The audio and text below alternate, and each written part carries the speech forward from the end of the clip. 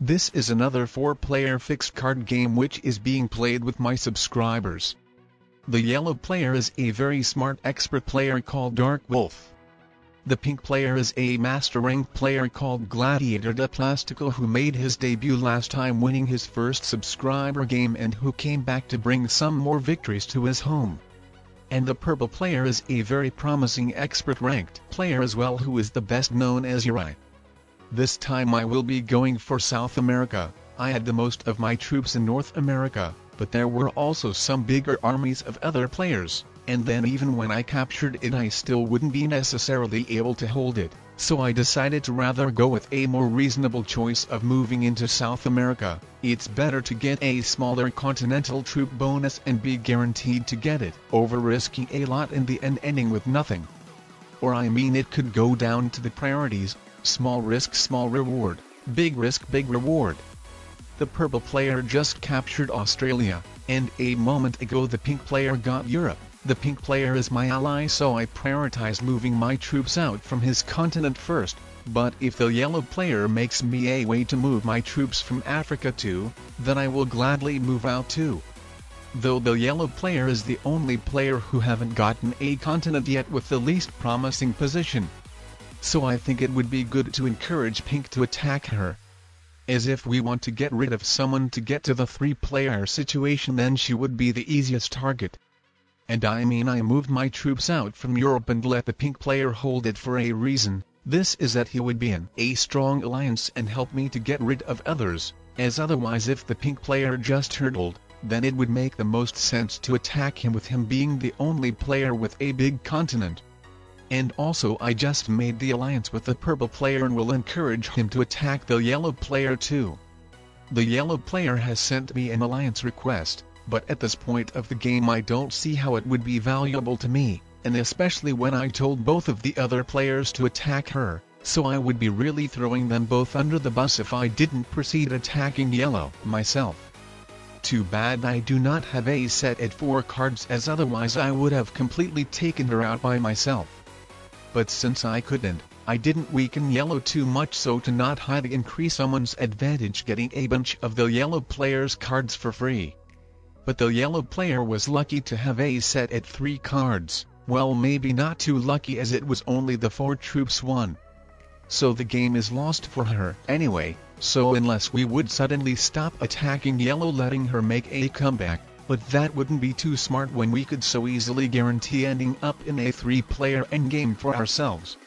So with the pink player wiping yellow out from Africa, I will finish taking her out in North America.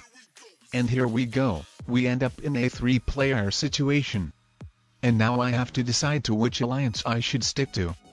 And remembering what both of the players did, the pink player has really helped me out a lot dealing with the yellow player, while the purple player while invaded yellow into Africa didn't really waste his troops on yellow, though on the other hand he was the weakest from all of us 3. But then taking the position on the board into account, I don't really know if the purple player sees a plan to take over to border Asia so I could take over to border North America, while if I stick in the alliance with pink, then I think it will be pretty straightforward for me to capture Africa and offer the pink player to trap the purple player in Asia, plus it will only require 1 border to guard for me.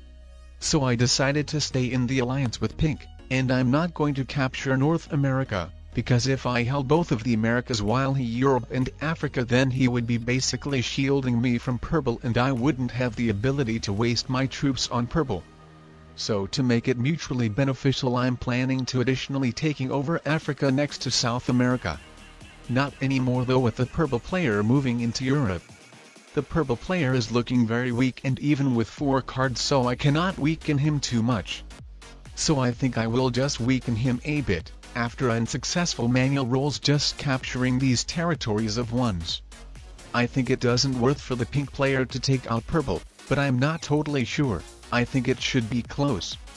But we are going to see how it is if the pink player actually goes for him. Too bad the pink player got a very good blitz roll on the purple player's army, and he is also smart to make that troop split instead of bringing his whole army into Australia. But at least he gets a 4 troop set. Looks pretty much balanced looking to the troop counter. The pink player gets the attacker's advantage, crushing my 5 South American troops. And instead of ending his turn, I think he should have manual rolled my biggest army so I would capture fewer territories in overall. So I'm going to capitalize on capturing as many territories as possible now. Too bad I didn't get the attacker's advantage on the pink player's army in Australia, as that would have been very nice to capture Australia too. But let's see how much of a damage the pink player is able to do. So far it doesn't look too good to the pink player, especially taking into account that I'm ahead on him the card wise. We have the same number of cards, but I will be able to trade in my sets first. And the pink player even left me with 21 territories, so I've got 7 troops territorial troop bonus. I have the 8 troops set at 4 cards, so I'm ready to strike the final blow to the pink player. It should be now impossible for him to make a comeback. And now for another sub-game recommendation. I would recommend you watching the fastest 4 Grandmasters game ever. That's another 4-player fixed card game.